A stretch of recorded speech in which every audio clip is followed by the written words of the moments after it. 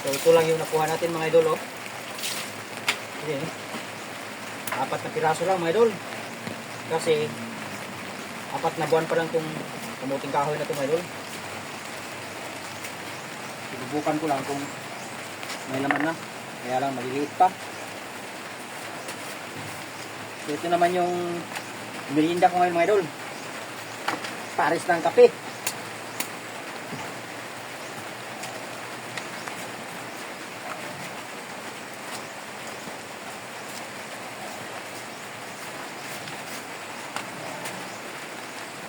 Yan nga pala mga idol, shout out sa mga star sender ko dyan.